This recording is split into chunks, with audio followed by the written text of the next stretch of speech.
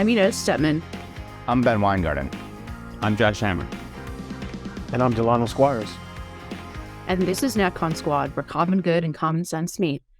NatCon Squad is produced by the Edmund Burke Foundation, the home for national conservatism. Subscribe now on iTunes, Stitcher, Spotify, YouTube, or wherever you get your podcasts.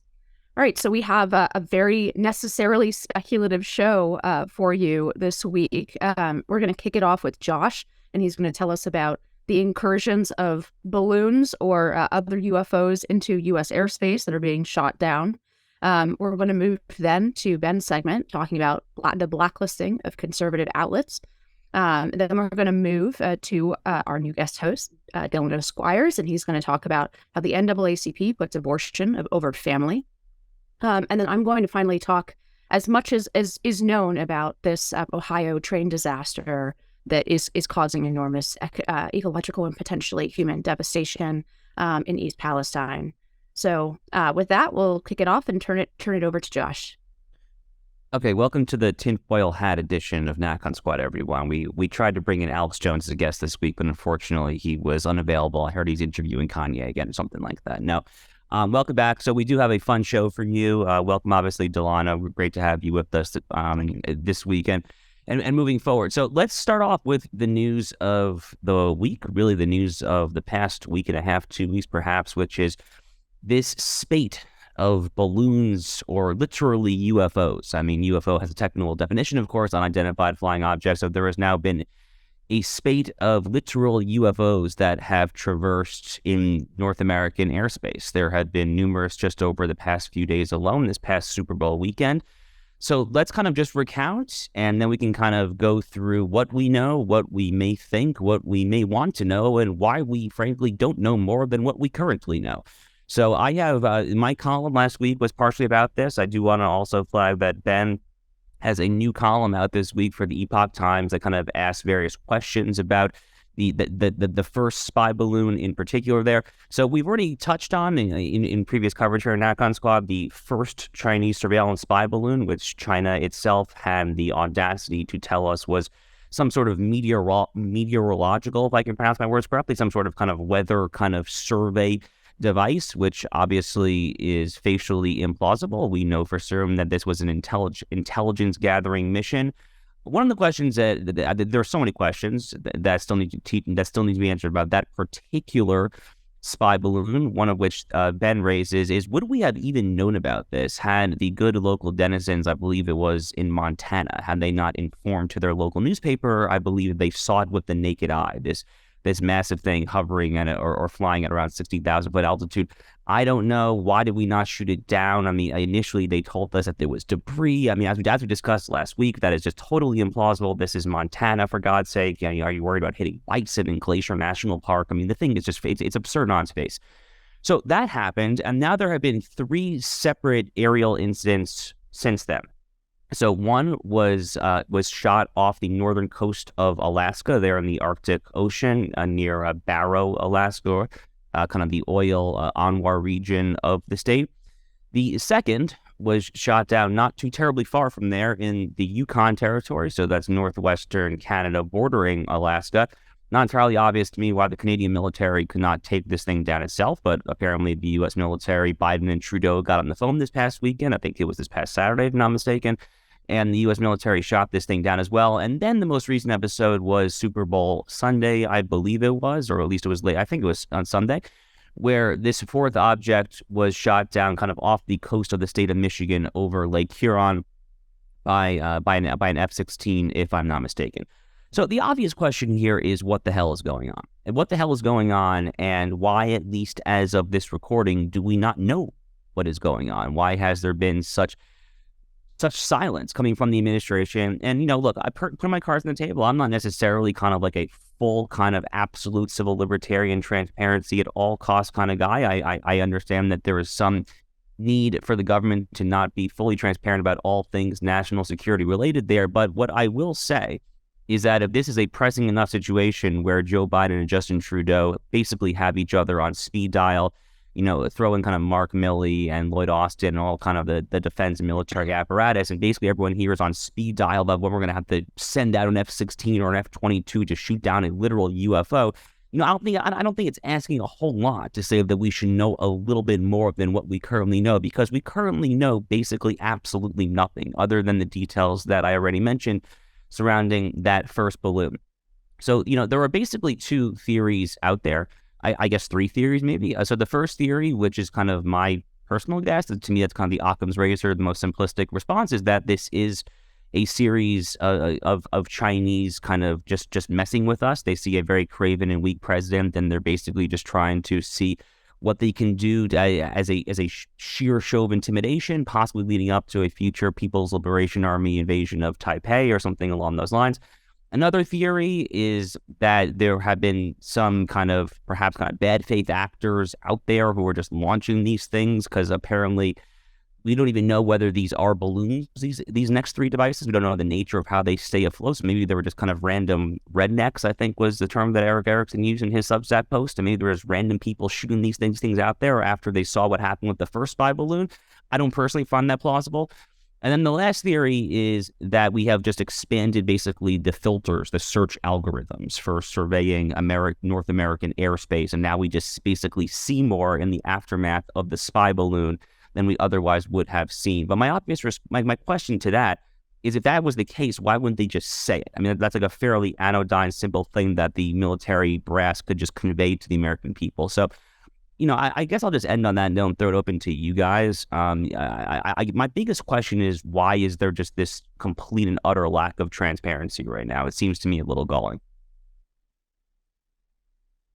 Well, let me just say I'm on the side of probably red China over rednecks for the vast majority of these aerial vehicles that have been breaching our airspace. And as, of course, the Biden administration was quick to disclose, I believe after we shot down the first balloon off the coast of the Carolinas, that China, of course, has a massive global air surveillance operation initiative, and they've been testing, of course, these balloons for years. They're historically, going back decades, there's been the use of balloons by military forces in these types of operations, but they've been doing so to engage in espionage in countries across the world.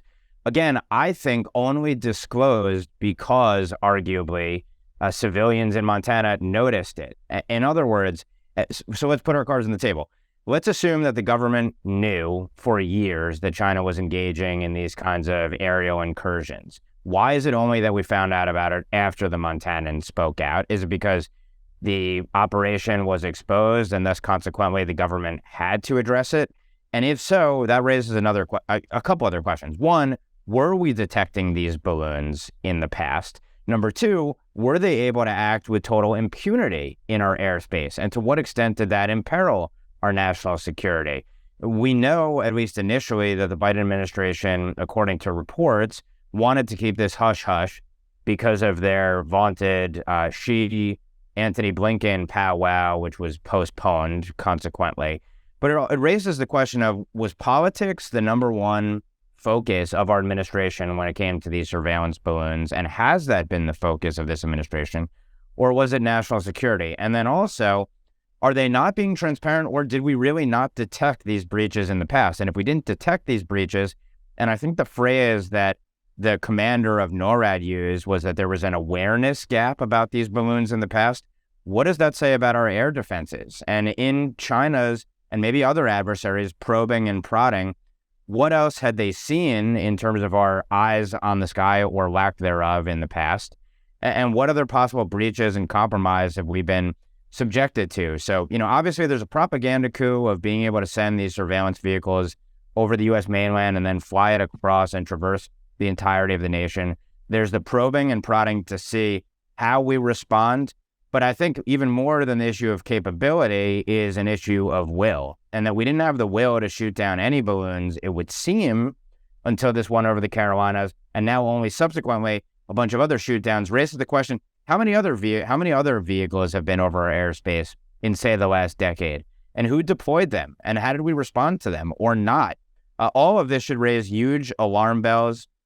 And also, by the way, I always would ask the question here, as now we're shooting all of these balloons down, what are we diverting our attention from as well? And so I think this is just a huge win for communist China and various other adversaries as well. And the lack of transparency, it's completely uncalled for here. They have to be transparent with us and level with the American people. Now, to some extent, obviously to Josh's point, while being sensitive to not wanting to give away the game in terms of what our capabilities are, what we know, what our enemies may know.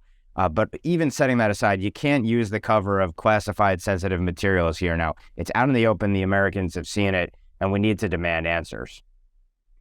Yeah, as Ben says, there are kind of two unsettling options here, both for different reasons, right? One, this happens all the time, and we didn't know about it, because there are some of these phrases, as Ben and Josh have pointed out too, coming out from different Pentagon spokespeople that do seem to be genuinely a little bit taken aback by it. Now, maybe that's an act. It's very hard to say, but that's an incredibly unsettling option, right? Is that we just don't know what's floating across our airspace.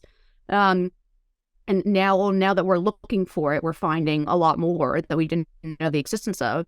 Or the second unsettling option is the Biden administration didn't want to announce a public posture towards China. And as Ben pointed out, the fact that this could be seen by, the naked eye and people in Montana, he doesn't want his hand to be forced by that fact, and perhaps doesn't want to announce something more belligerent. Remember, he had that weird line in the State of the Union about, nobody wants to be Xi Jinping, right? And he really didn't address a lot of these things. It may be that his administration is not prepared to announce a public posture towards China that would be required if he were to level with the American people about some of these incursions. Of course, I guess the third unsettling option is this isn't China, Russia, or North Korea. This is aliens. Had to be mentioned. Alex Jones has been right about a lot of things recently. We can no longer dismiss those possibilities after the last few years, I feel like. Yeah, I think one of the things that is apparent to me is that as a nation, it feels like we just feel vulnerable as a country. I think about this like as a father and a husband. It feels as if the doors are falling off the hinges. There's a leak in the roof. No part of the house is secure, and I think you see this sort of leaking out into the general public. So Inez and to everyone's point, we're not even sure the extent to which this has been going on for years, and if so, if foreign countries are able to put balloons into our airspace, are there submarine spying on us? Right? Are there other types of remote controlled vehicles of one type or another that are gathering surveillance? So it's a bad look all around, and I think in an age of technology, it's impossible to have the type of secrecy that the government once took for granted, because people will see things and then they'll record them and then they'll put them online and then they'll force the hand of government agents to have to respond. So it's unsettling. I'm not necessarily on the aliens. I'm not there yet, but the heavier the charge, the heavier the evidence, and if that is in fact the case, then I guess we'll go from there. So with that unsettling note, we're going to transition to Ben to talk about something more domestically unsettling. Yeah, let me just say, aliens, I think, is the best case scenario we're dealing with here. So, but we'll see how it plays out. So, for another riveting and uplifting story here, Gabe Kaminsky has done some excellent reporting at the Washington Examiner on what he terms Disinformation Inc. And Disinformation Inc., I think, ought to be seen as part and parcel of a story that we cover in some form or fashion virtually every week, which is the censorship regime that's being imposed upon Americans, used to crush and silence dissenting voices, namely conservative ones, but really anyone that dares to stray from the prevailing progressive ruling class woke orthodoxy. And what Kaminsky looked at is not so much the quote-unquote content moderation scheme, which is to say blacklisting or shutting off deplatforming of individual social media accounts or filtering out of certain keywords or deranking people algorithmically, but actually an assault on the very business models that keep conservative outlets and therefore conservative voices afloat. Specifically, he broke down this sort of emerging industry of Disinformation Inc., which are these companies, putative companies anyway, at times taxpayer funded, as he's revealed, through grants coming from State Department associated organizations, who go out there and rank news outlets by quote unquote least risky versus most risky. And of course, in the case of the most notable disinformation watchdog, an outfit called GDI, it's all conservative websites that are the most risky and the highest disinformation risk. And the least risky are pretty much uniformly leftist legacy media outlets, with the exception of the Wall Street Journal. And basically, advertising companies look to these sources, these disinformation sources, to determine what news outlets ads should not be run on effectively. And so they have these least to most risky rankings of websites. And then they also have these quote unquote exclusion lists, which is to say blacklist, do not run advertisements on these outlets, which means, of course, those outlets are going to be deprived of substantial revenue driver in their ad revenue. And so Kaminsky breaks this down in great detail. There are a number of worthwhile quotes within the pieces, including from Mike Benz, as he notes, the State Department's ex-deputy assistant for internal comms and information policy. He said that the implementation of ad revenue crushing sentinels like NewsGuard, Global Disinformation Index, that's GDI, and the like, has completely crippled the potential of alternative news sources to compete on an even economic playing field with approved outlets like CNN and the New York Times.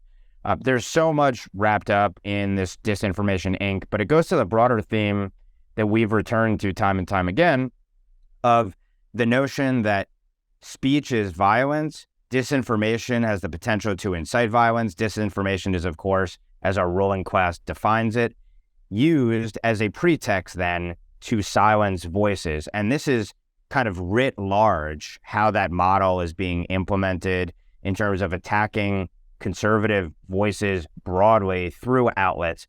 So I think it's a really important piece. It has to be seen hand in hand with this broader censorship regime that we've spoken to. And it's a taxpayer-funded assault on the First Amendment when you have our tax dollars via the likes of the State Department funding these disinformation outfits, which these ad companies conveniently use to silence voices that, typically these retailers don't like in the first place. So I think it's a huge story.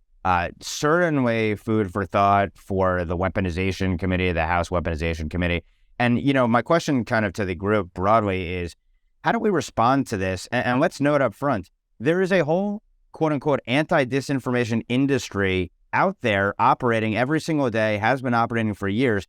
There's nothing like this on the right to compete against effectively economic boycotts, the use of the government to shut down these voices. And I'm not saying that the right should engage in an explicit tit for tat in terms of let's silence leftist voices. I'm not saying that at all. But I am saying there's not even close to a bulwark against this, any kind of countervailing force. So the question is, how do you respond in an environment that is so tilted against our voices? And that's not a rhetorical question.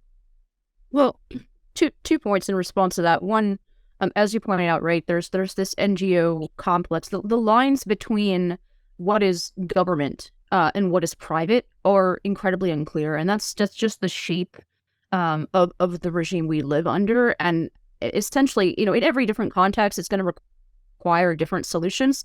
But people who don't understand that, who still think in terms of this clear delineation between private companies and the government, are just not accurately describing the shape of frankly, the regime and the government that we live under, and the power that we live under. So I think that's the first obvious point. This is just yet another example of that those lines of accountability are not like, okay, government over here in a silo can do certain things, can't do certain things because of the First Amendment, and then private companies in a different silo having complete First Amendment rights themselves. That heuristic doesn't seem to line up with what we see in reality.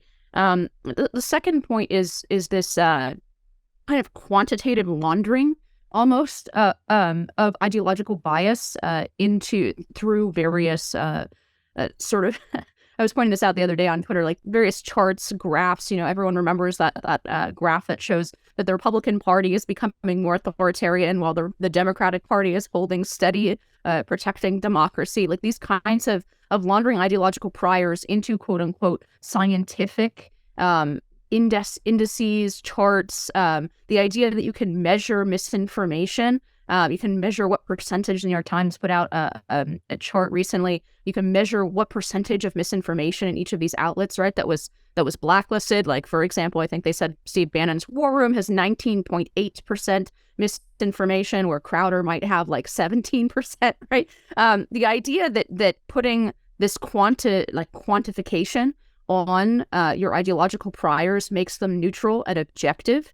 It's very similar to the idea that we saw during the pandemic about trust the science, right? The idea that there's no judgment and no politics in politics. Everything can, in fact, be quantified scientifically, that government can be managed scientifically. This is the whole idea behind political science, right, as opposed to politics. And I think really to the extent that there are solutions, it should be the reassertion of politics. What we're finding is that as politics, the political sphere has shrunk, and necessarily in our country, the Democratic Republican sphere, small d, small r, has shrunk. We haven't found this sort of flourishing of everyone making their own individual decisions. What we've found is this sort of technocratic, quote unquote, scientific management of politics that has no accountability to the American people and is vastly out of touch with the concerns of the American people. And again, I think that those two dynamics, those two shapes of the problem are not just applied to this one thing about misinformation, which is itself very important, but applied to virtually all the applications of power and the way that our government actually works today. So, two comments, one procedural, one substantive. The procedural comment, I just want to give a plug for Gabe Kaminsky, whose article we're talking about. He has, I think, increasingly done very good work over the past few years, kind of putting on just my editor hat.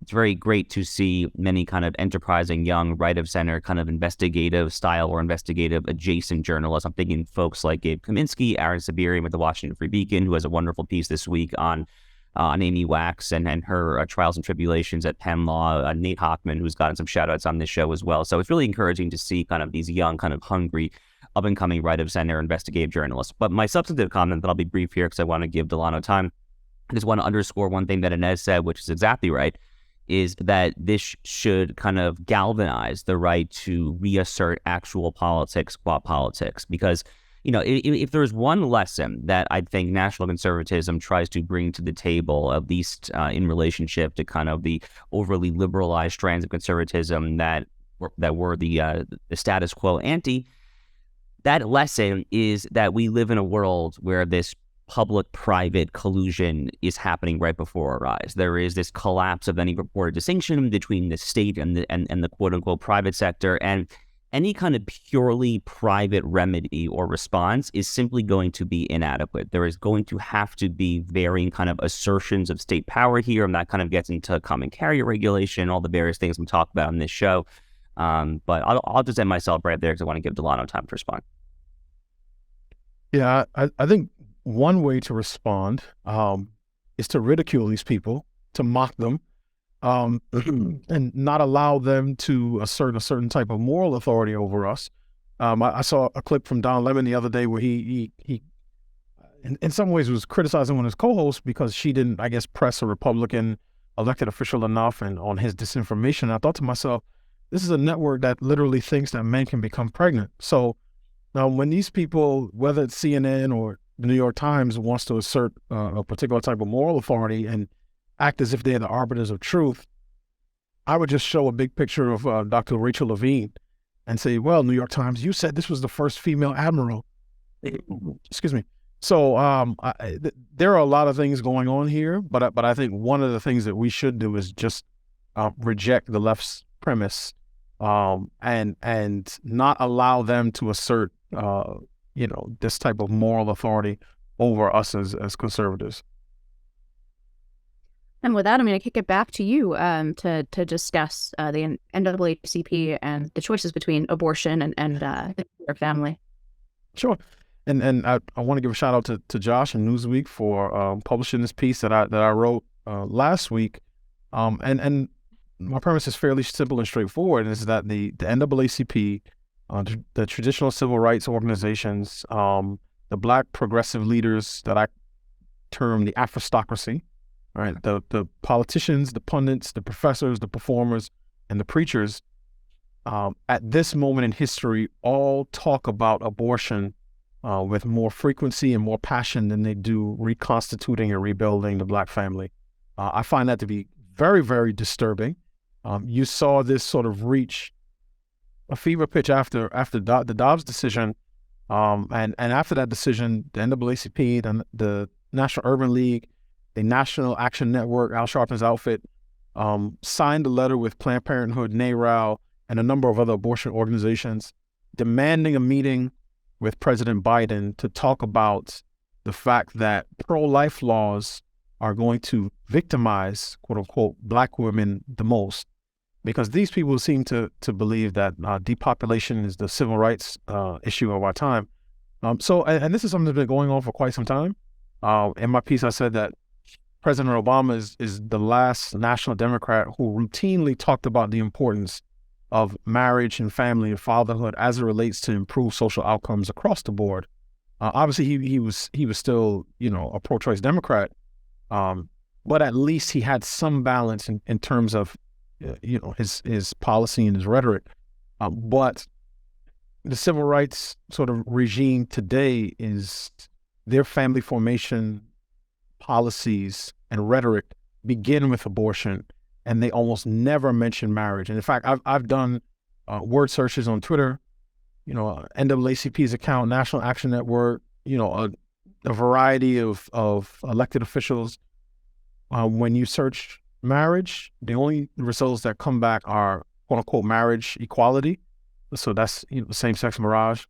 And then when you do nuclear family, nothing comes back, no results. So this just goes to show how quickly, the party's priorities have changed as it relates to the family.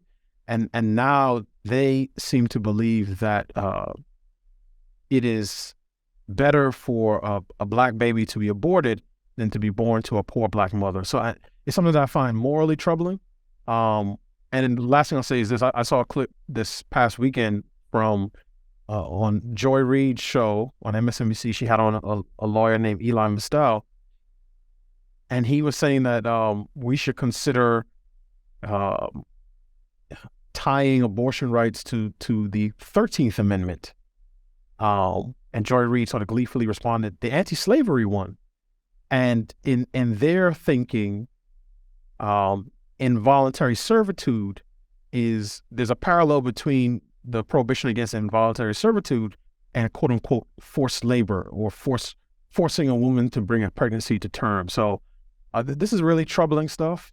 I'm not sure what the extent to which people know that this is out there, but you won't have a Black community if the leaders, the people with the most influence, are working this hard to kill off Black babies. All right, so welcome to the group. Yeah, let me jump in there. I just had to say something about this 13th Amendment argument, which has started to be floated around recently. The leading, I hate to go ad hominem, but I guess I'm just going to do it for a second here. So the person who's become the leading spokesperson for the argument that the original meaning of the 13th Amendment actually secures a quote-unquote right to abortion is a gentleman by the name of Evan Burke, who is kind of a former libertarian who has become really indistinguishable from a progressive. I think he still calls himself an originalist. He teaches at Northern Illinois University Law School. I have a long and colorful history with Evan, which is really neither here nor there. But he has become kind of the leading spokesperson for this utterly ludicrous, farcical, intellectually dishonest, and utter trash garbage argument. And I could throw in more adjectives. We want to drive the point across even more. But this idea that the 13th Amendment, an amendment that was ratified to abolish the moral abomination of chattel slavery, somehow secures a quote-unquote right for a woman to snuff out her own child in utero. I mean, there are not enough words to say about this. I will direct the listener, the viewers of this podcast to an actual an actual piece of scholarship that I think kind of systemically shows in less kind of podcasty, slightly more kind of footnotey academic form why this argument is obviously wrong. It's a law review article by Kurt Lash, who is one of my favorite constitutional law scholars in the country. So you can go ahead and find that on SSRN or various other places of the internet. So go ahead and find Kurt Lash's actual scholarship on this question. But the more relevant question, which is a topic that we've discussed on this podcast, and I have written and spoken about a little bit more, is whether the 14th Amendment's Equal Protection Clause, properly construed when it speaks of persons, actually should be understood as prohibiting abortion, as being unconstitutional because it discriminates against the class of human beings that are unborn, at least at state-level homicide codes.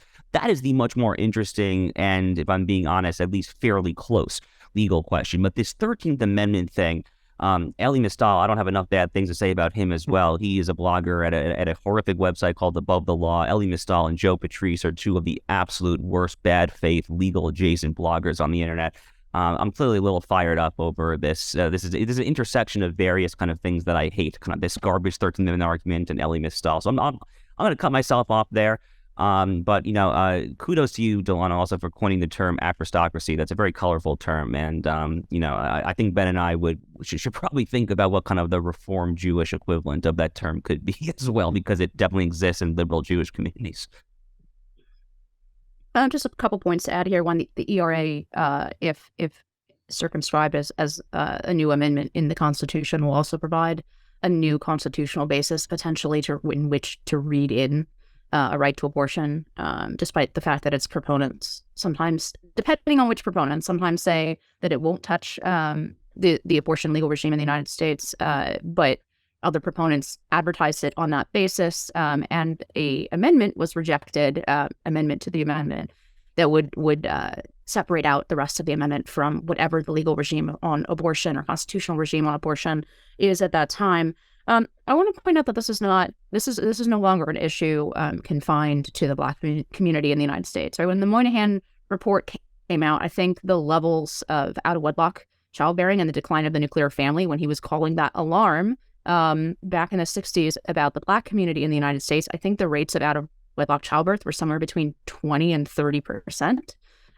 Most racial communities in the United States are now well past that, we can call it the Moynihan threshold, right? So for Black Americans, the number is around 70%. For American Indians, it's also hovering around 70%. Hispanics, 50%. For whites, 28%, verging in on 30%. And of course, Asian Americans, 11%. So Asian Americans are the only major racial group in the United States that doesn't hit the so-called Moynihan threshold. I'm making up that term right now, right? So the fact that Moynihan thought this was an emergency back in the 1960s for Black Americans, the collapse of the nuclear family. Now America as a whole has the largest percentage in the world out of all the countries reporting data of children not living with their married biological parents. That has massive implications for every aspect of our politics.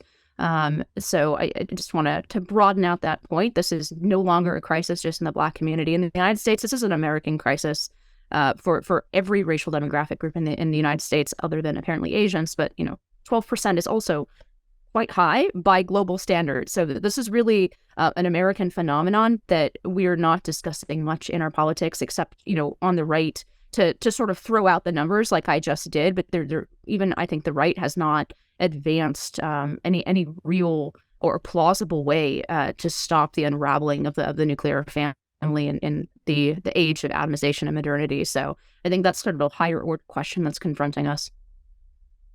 Yeah, I agree. And of course, Charles Murray called this out in Coming Apart, I guess, probably over a decade ago now, the collapse of the family writ large, cutting across racial classifications. Then add on to it the fact that you have a below replacement level birth rate generally. And it raises a broader question, which I think we've kind of touched on before, but never really delved into. And at some point, maybe we'll have to, about why is it that affluent Western societies ultimately end up being dying societies? Interesting question to ponder, maybe a more existential one. Just a couple other observations. First thing that should be noted with Elie Mystal, beyond everything that Josh and Delano have said, is this is a man who called the Constitution, and I quote here, actually trash. So I'm not sure why he is resting his argument on a Constitution if he thinks it's such garbage. So, kind of intellectually incoherent there. Leaving aside that argument, let's note that while it's implicit in the kind of pro-abortion lobby that Delano exposed, it was very explicit in BLM originally when I think it was its mission called for disrupting the nuclear family. And then they scrubbed that and changed it because they knew that that's outrageous on its face, even among the most woke, or at least that it would damage the legitimacy of what proved to be, of course, an illegitimate movement in the first place, which has basically collapsed now and proven to be criminal, it seems like, potentially, and fraudulent. But needless to say, not just disrupting, but destroying the nuclear family, I think, is the goal. It has been made explicit. It's implicit here, but the outcome certainly has proven to be destruction of the family. And why? Well, of course, if you destroy the family, you make people dependent on something else and hapless and reliant. And that, of course, is the state. And that allows the state to usurp more power. And this is why Marxists, since time immemorial, have been all about destroying the family as an institution to replace it with the state. And I think there's a case to be made that the state has crowded out the family, which is how you explain that you could go from the Moynihan report calling this a crisis 50, 60 years ago, have the Great Society imposed upon us, and you end up where we are today. So it's all of a piece. And the last thing I'll note is, what does it say about a movement broadly that the movement celebrates the killing of babies? I mean, in fact, what they're saying is destroy the family, destroy modernity, kill your energy sources, eat bugs. And at the end of the day, that's a death cult. And with that, I'm going to once again turn to something that is not too much fun to talk about. On February 3rd, there was a 50-car derailment in East Palestine, Ohio. I'm just going to go through some of the facts that we know. We don't know enough facts about this, so just like the discussion we opened up with, this is necessarily speculative because we have not received the kind of information that should be necessary from an industrial accident of this scale. So the initial reporting was that the cause of the derailment was a rail axle mechanical issue. There were 10 cars with hazardous materials among those 50, and 5 most worryingly filled with vinyl chloride, which apparently is a relative of phosgene used during World War I as a chemical weapon. So this is something that is very dangerous to human and animal life. And was then intentionally released, right? The relevant government agencies, including the EPA, decided to do a controlled burn to avoid explosion, which necessitated evacuating the town of East Palestine, Ohio, forcibly evacuating that town because that created that toxic fume. It's one of the few images that has come out of this disaster, actually circulating in media, is that explosion and toxic fume reaching up into the sky. The residents that were evacuated have since been sent back into their homes. The EPA is saying that this is contained. Of course, there's a reason to worry because the Ohio River is a water supply for millions of people, both in and around Ohio, and reaching all the way down into the Midwest. So why are we hearing anything, why are we only talking about this so many days later, right? So 11 days after this accident, right? I only really realized the extent of this, and I, like all of you, I'm sure I do follow, media events. We do follow politics and national headlines. Really had only seen a headline here or there about a derailment until several days ago. Why was that? Why was there no national media coverage comparable, for example, to the Flint water disaster or to the recent oil spill in the Gulf a few years ago? One of the speculations is, of course, that this area is a poor white area. This is maybe not something that the liberal media is interested in covering. For that reason, it's not easily folded in to the leftist narrative. So maybe for that reason, getting not as much coverage. Some other questions, though, the role of sort of maintenance erosion and general incompetence and collapse of our infrastructure. This is something that Trump brought up in 2016 that I think was an underrated, important plank of his platform. The fact that our infrastructure really does seem to be collapsing, and nothing seems to be working as well as it did. So I think investigating the cause of this derailment in more detail and in a more public way is a necessary, or needs to happen. There's been several more less devastating derailments since then. There are a lot of derailments in the United States. It's a very big country. There are many trains going. Apparently, there are as many trains getting derailed as there are random UFOs floating across our airspace. So we don't know what the baseline is here. But I think it's well worth investigating, especially in light of the recent rail maintenance strike, right? That was kind of an internal Democratic feud, but ultimately Joe Biden's administration decided to shut down the socialists in his flank who were supporting the rail strike and continue to operate. And one of the concerns raised during that strike was that the maintenance crews are tired, that maintenance is becoming overwhelming, that a lot of these things are getting older, and we simply haven't been able to replace them or restore them and maintain them to the level that we should be. And then finally, there's the role of the Transportation Secretary, Pete Buttigieg, who had not, as of yesterday, come out and said anything about this accident, this major accident that's affecting people in Ohio and potentially could impact millions of people. He did, however, say that, apparently construction has too many white men in it. So he found time to say that, but not anything relevant about this devastating accident. And I think it points more generally to this role of what I initially called McKinsey governance, but Matt Peterson over at New Founding relabeled, I think, more wittily as McKinsey midwit governance. And that's the governance of credentialed incompetence for anything other than ideological policing, right? So it's not just, we always talk about the ideological side of this, of course, on this show, but there's also a huge competency gap going on.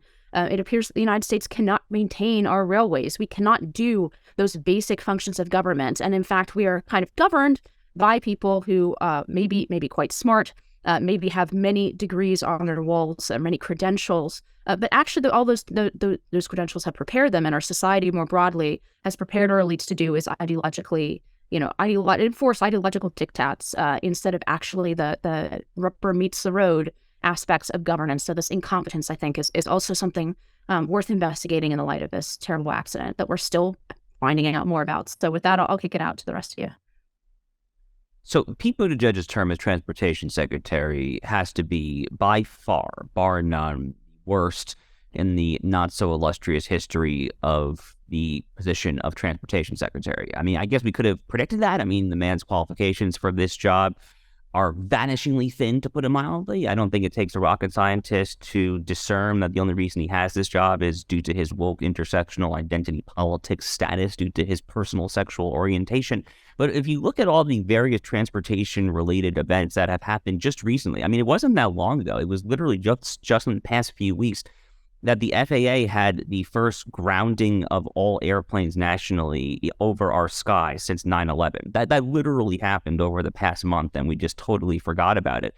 And, we were told that there was some sort of, I think, update to the systems or a glitch, whatever. I mean, honestly, again, going back to the whole tinfoil hat thing, it's very tempting to try to connect what happened there with the FAA planes to all this balloon stuff and the train derailments.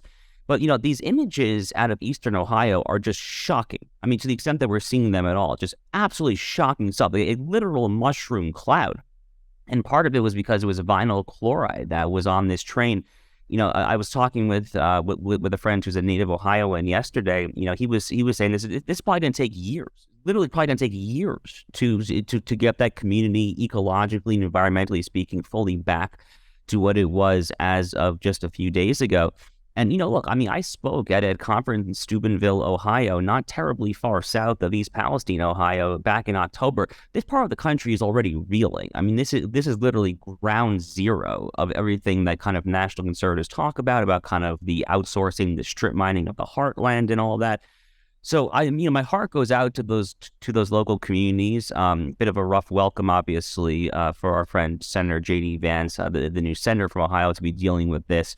But at this point, I'm just praying for the best for the people in that part of Ohio, because this is a real mess as well. So I would just underscore Inez's point that we can't do basic things anymore, but we do all of the late Republic nonsense under the sun, like subsidizing drug abuse, like imposing the entire woke DEI regime, including on our most strategically significant areas of government, like the national security apparatus. And I think that tells you everything you need to know about the unseriousness of our credentialed, intellectual yet idiot, as Nicholas Nassim Taleb termed it, although I hesitate to use that because he attacked me at one point, actually, on Twitter and others over, Russiagate and challenging the national security apparatus, I believe, on a whole host of other topics. So he's kind of undermined himself, but I think his point still holds. We do have intellectuals yet idiots who are credentialed yet neither wise nor prudent nor statesmen. But just a couple other observations as well.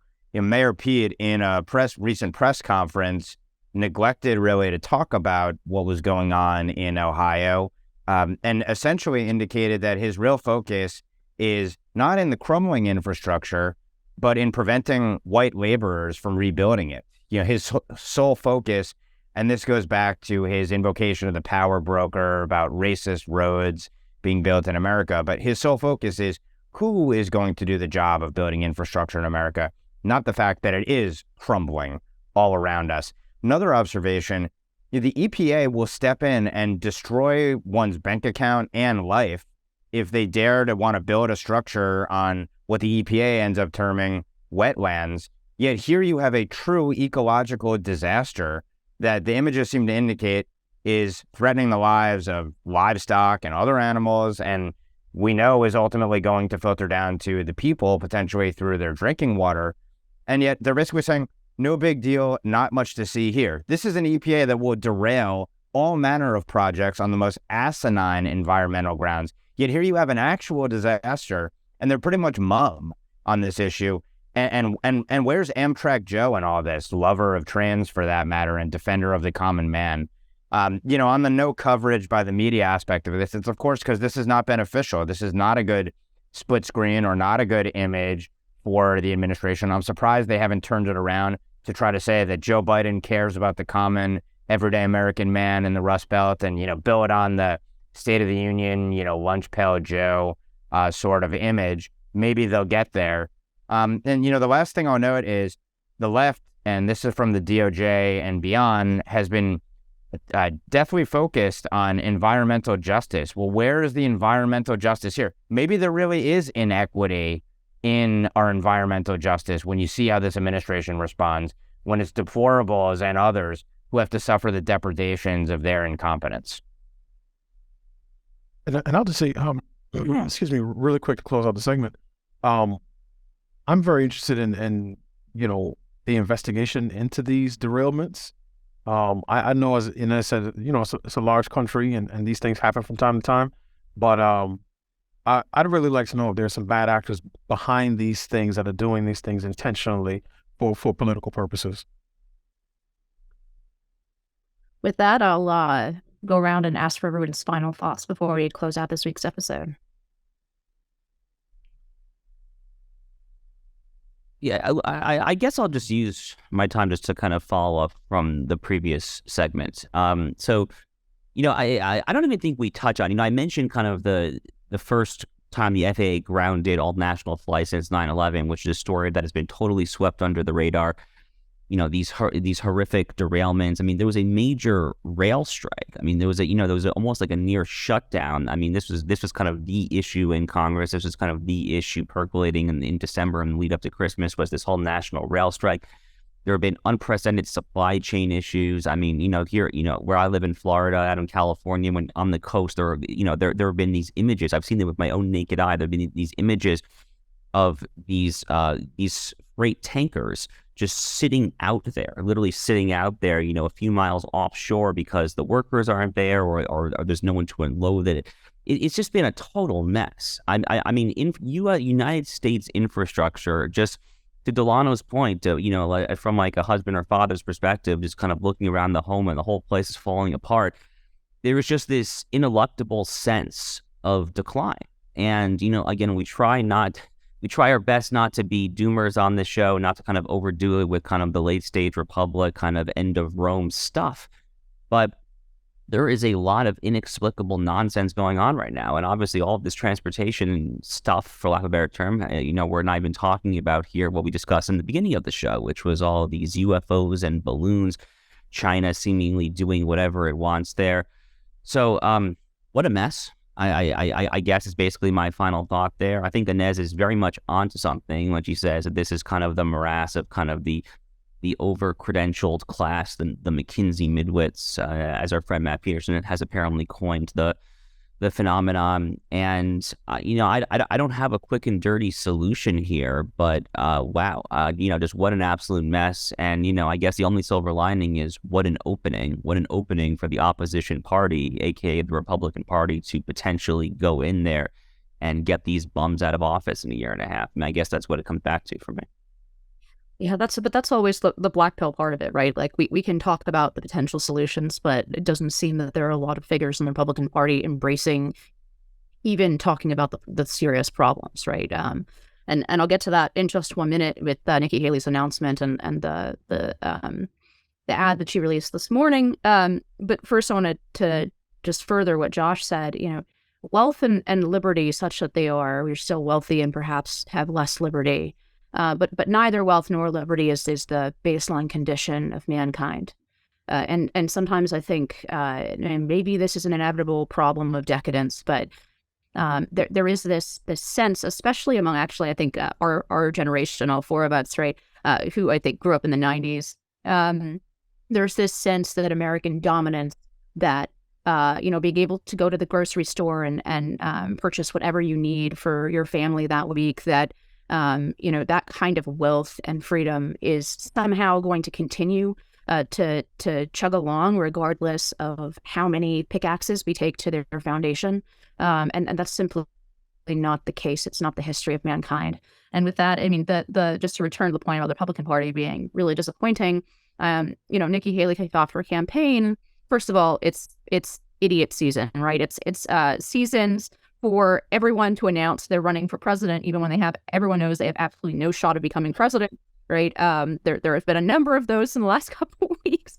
But this one in particular rubbed me the wrong way, because the primary fact that Nikki Haley announced herself with, the first foot she wanted to put forward as a candidate for president, is basically a series of checkboxes saying that she was the first minority woman governor in America, which apparently may or may not be true. Anyway, and sort of touting those credentials, she ends her ad with this really obnoxious thing about how it pushing back is better if you do it in heels, right? This kind of Republican girl bossing image that I find extremely off-putting. And then the content of her ad was basically Mitt Romney's platform from 2012. It doesn't address any of the crises that we've just been talking about on this show, and we have talked about on this show in terms of the deeper foundations and what I just referenced about the deeper foundations of America. It doesn't. It's a happy talk ad from 2012, and it in that sense, not because I had some great hopes for Nikki Haley herself, but in that sense, the fact that there's still a large part of the Republican Party that thinks that that's the message that needs to be put out there to the American people. And that's the sort of governance that America needs in face of these mounting crises that go to the root of who we are as a people, is really disappointing and blackpilling. I'll go in a slightly different direction, although equally disappointing and blackpilling, perhaps.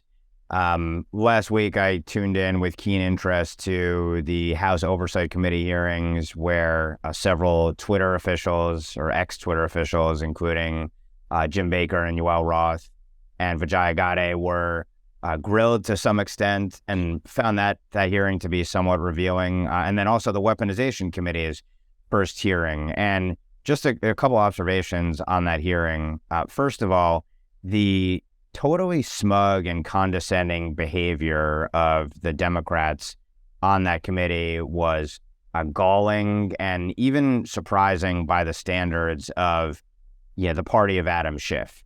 The way in which they sought to completely destroy the credibility of the witnesses on the stand in the most awful ways, including some exchanges that the freshman congressman from New York, Dan Goldman, engaged with a variety of the witnesses, including Jonathan Turley and a former FBI official, Thomas Baker as well. urge you to check it out because it's so illustrative of how the Democrats approach these hearings in the most adversarial kind of fashion. Jamie Raskin engaged in a remarkable projectionista kind of testimony where he claimed that Republicans were engaging in projection and that Trump had weaponized the national security and law enforcement apparatus against his political foes. It's really remarkable gaslighting, but it speaks to how good they are at being the propagandists that they are. And to me, underscores the fact that those leading the Weaponization Committee, if they want to achieve anything from it, they need to very clearly and comprehensively make a case going around media gatekeepers who obviously want to destroy that committee. They need to make a clear and compelling case that there is this multifaceted effort to destroy us and our liberties and justice, show very clearly and concisely how that campaign has unfolded, and then lay out the question that every single time these topics are raised that I always get, and I'm sure everyone on this panel does, is, okay, so what are we going to do about it? Where is the accountability aspect of things? Because we know through open sourcing the variety of depredations that the state has engaged in concert with private sector actors against all of us in recent years. Where is the beef ultimately at the end of the day in terms of legislation which imposes serious criminal penalties for this kind of behavior, for massive defunding or the threats of it, in addition to the ostracization of bringing these people in front of Congress? And there need to be criminal referrals, period, full stop, even though the Merrick Garland Justice Department won't honor them because maybe the next Justice Department will. So this is just to the Weaponization Committee and those who want to see it achieve success, needs to make its case very clearly, concisely, and comprehensively, and then it needs to move quickly to, and here's the remedy to it. Because if there is no remedy, as we go back to again and again, if there's no teeth, if there's no punishment for this behavior that strikes at the core of our republic, then it just guarantees far worse to come. And I fear that is where we're going, particularly under this administration. Yeah, I just wanted to pick up on a point that was made in the last segment, right? In terms of Mayor Pete and his primary qualifications being his sexual preference. That seems to be an emphasis in this administration, right? As to Inez's point, Republicans play the identity politics game as well. It's not, I don't think it's as emphasized as it is on the left. But when you hear the president talk about Mayor Pete and Karen Jean-Pierre, right, the press secretary, and Admiral, Rachel Levine, and Sam Britton, right, Sticky Fingers, that's no longer with the administration. It's always about, their identity, their skin color, their sexual preference, their gender identity. And I think what we're seeing is that there's nothing wrong with diversity per se, particularly when that diversity means a wider net. But what we're getting is a diversity that translates into a lower bar. And everything that these people touch tends to fall apart. And I think what we're seeing in this administration in terms of infrastructure, in terms of sort of the general management of the country, is something that we've been seeing, and I'll go to a different area in public education, particularly urban education, for generations, which is people who are not able to do their primary job, and then they turn to something else that they feel that they're more qualified at doing, again tied to identity. And I'm thinking really of a report out of Baltimore that shows that among Baltimore students who took standardized tests, there were 23 schools in which there was not a single student proficient in math. This is something that should be, hair on fire type 5-alarm emergency when you have one of our major cities that's continuously producing students who are either illiterate and or innumerate. And I think, again, the response, and particularly in recent years in public education, K through 12, public and private for that matter, is to say, well, let's focus on identity. Let's make it so that kids see themselves in the curriculum. Let's focus on partisan, political issues. Let's post on our Instagram account about, Roe versus Wade or Pride Month. And all of these things have tremendously negative effects. And I say it this way all the time: what good is it teaching Jamal to be an activist if he needs Brad to write his signs? And at this point, what good is it to teach any of the kids to be activists if they need mom and dad, or in a couple of years, Xi Jinping to write their signs? So we are completely focused on all of the wrong things. I think we need to get back to the society that values merit, excellence, grit, determination, competence, wisdom, regardless in the package that it comes in terms of skin color or sex, but make those things the main thing that we look for in terms of candidates. And then the other thing, and I'll say this: a lot of times people think that, and I'm thinking about President Biden when he declared that he wanted to select a Black woman for Supreme Court nomination, and what those types of declarations do is put an undue amount of pressure on the person who you say that you're helping. And really, when Joe Biden did that, he was helping himself, because what he did, Ketanji Brown Jackson could have been the most qualified. I'll leave to Josh to make a legal analysis on her jurisprudence, but she's forever going to be stamped as the candidate who got her job because of her race and sex. And it's unfair to do that. It's unfair to put that type of pressure on people because you want to be seen as a good and a righteous person. So I don't want to pass on this society, to my kids. I don't want people to see them primarily as Black children as it relates to giving them opportunities. I want them to know that they earned every opportunity that they've been given, and so that they can walk into any room with their heads held high and feeling confident in their abilities. Let me put a very, very quick note on that, if okay, Inez here. So exactly what Delano just said there, this idea that someone, perhaps most in particular a Black person, might feel that they are underqualified or have a certain chip on his or her shoulder because of the affirmative action regime.